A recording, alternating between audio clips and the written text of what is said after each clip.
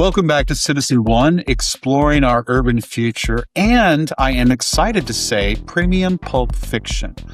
I'm your host, Douglas Stewart McDaniel. This is our first episode at the start of a new year in 2026, in a world that feels simultaneously exhausted and overheated. Wars that refuse resolution, cities under pressure from climate, inequality, and political fracture. Technologies advancing faster than our capacity to govern them, institutions losing credibility while still holding enormous power. For many people listening, this year didn't begin with hope so much as vigilance. And I think that context matters because Citizen One was never meant to be escapist. It exists because moments like this demand clearer thinking, longer memory, and a willingness to stay present inside complexity rather than retreat from it. The stories we explore here about cities, systems, culture, and power are not abstractions.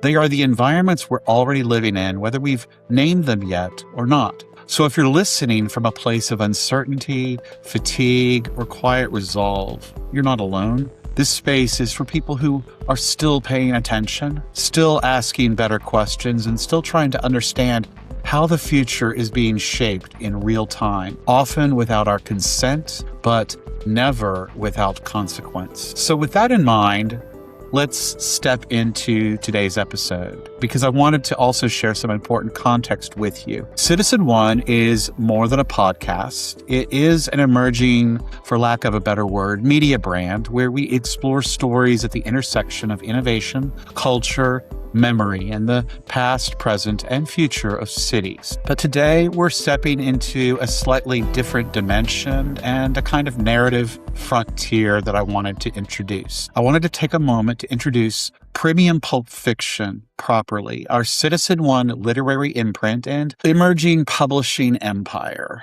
This episode is also our first crossover, one that connects what we do here at Citizen One with a parallel storytelling project rooted in the same curiosity about systems, human complexity, and consequence, but expressed through fiction. It's called Premium Pulp, an independent, traditional publishing imprint I've developed where quality, depth, and risk-bearing imagination come first. At its core, Premium Pulp Fiction publishes speculative fiction, noir-inflected civic narrative, historical fiction, and narrative nonfiction concerned with power, memory, technology, and the quieter mechanics of how societies endure, adapt, and fail over time.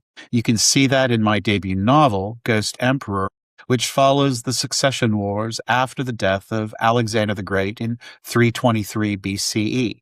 But beginning this year, Premium Pulp Fiction will be publishing a very small number of carefully curated titles. And unlike many modern indie or hybrid publishers, we're taking the bold risk and position of fully financing our authors' book production. Our authors will never pay for book production or global distribution. They will also receive the resources to leverage an integrated marketing and publicity ecosystem built from our network of preferred, vetted, award-winning suppliers. Over the last 15 to 20 years, most small presses have been forced into one of three survival models: author-funded or cost-sharing models that include hybrid presses, assisted publishing, or thinly disguised vanity presses. Production costs are shifted to the author, sometimes partially, sometimes entirely, and the imprint's role becomes more administrative than editorial. Marketing support, when it is offered, is usually modular, outsourced, or pay to upgrade.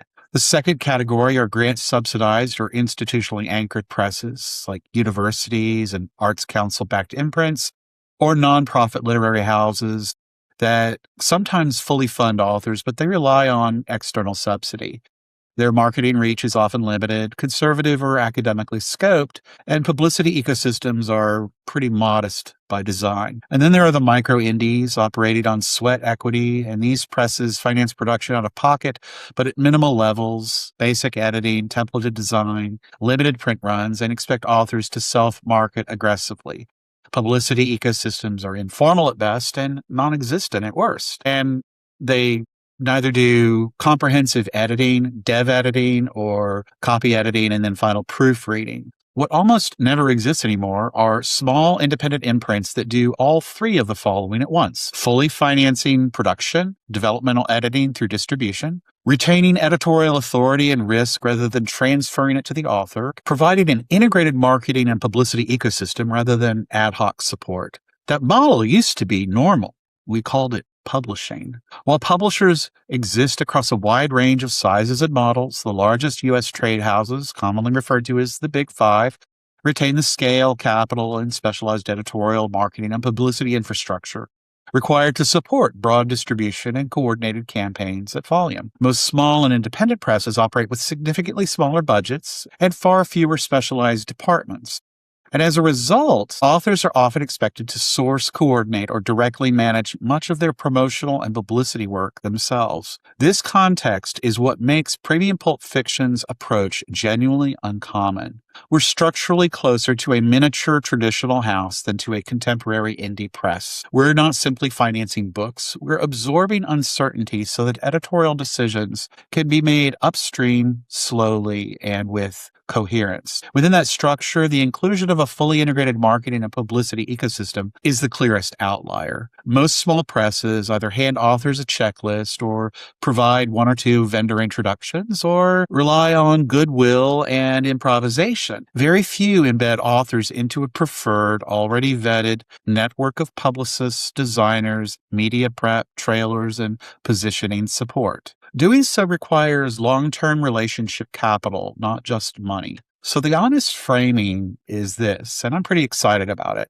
Premium Pulp Fiction is not rare because it's boutique. It's rare because we're reinstating a publishing contract that the market quietly abandoned, one where the imprint assumes risk, curates taste, and provides infrastructure so authors can focus on the work itself. And, this isn't nostalgia. It's a deliberate structural choice. That choice shapes our focus. Books built to last, structurally sound, intellectually grounded, and resistant to fashion. That orientation is not accidental. It reflects the belief that long-term relevance and endurance requires more than a launch cycle or a marketing push. They require structural coherence, editorial intention, and depth of engagement that only emerges through sustained collaboration between author and editor. Premium Pulp Fiction was founded by Citizen One Media to support work that understands genre as a working tool rather than a marketing label.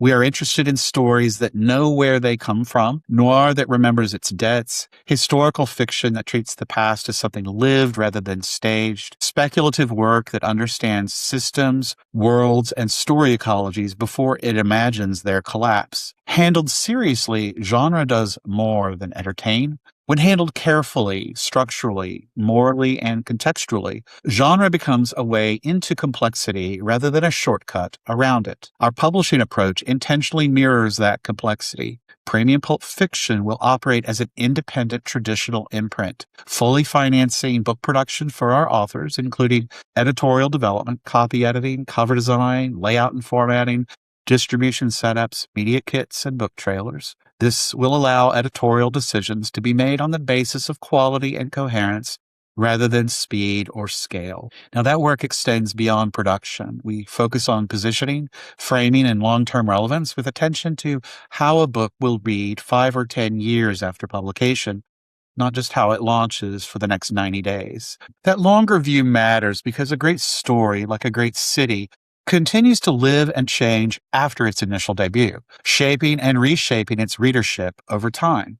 The kinds of work we seek include speculative fiction grounded in political, economic, and technological reality, dystopian narratives informed by history rather than abstraction, noir fiction attentive to power, corruption, and moral compromise, historical fiction concerned with memory, survival, and unfinished business. We value narrative control, structural clarity, and voice, and we welcome humor when it emerges from intelligence rather than irony. Most importantly, we do not offer paid publishing packages. You can't hire us. We will seek out and curate strong authors. Premium Pulp Fiction is not a service press.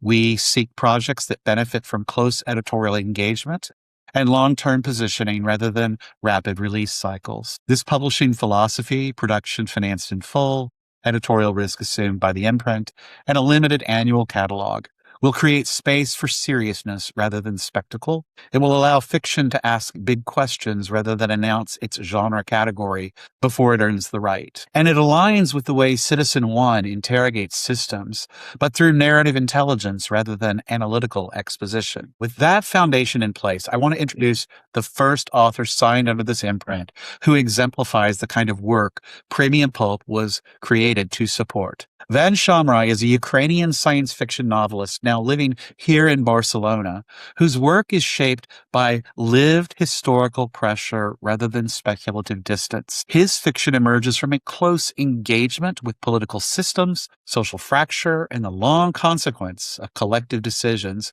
drawing on both contemporary Ukrainian experience and broader European intellectual traditions. Rather than treating collapse as a sudden event, his writing traces how societies erode over time through institutional strain, moral compromise, and the accumulation of unresolved choices. His characters move through worlds governed by constraint rather than convenience, where survival is inseparable from memory, responsibility, and inherited obligation. The speculative elements in his work are never decorative. They function as extensions of real historical and civic forces, rendered through disciplined world building and a restrained, unsentimental narrative voice. We will be publishing the English language edition of his book, Scions of the Last Hope, scheduled for release in late spring. Scions of the Last Hope reflects all of those priorities. It is speculative in a way that respects political and historical gravity, attentive to systems as lived environments rather than convenient backdrops, and resolute in narrative voice and consequence.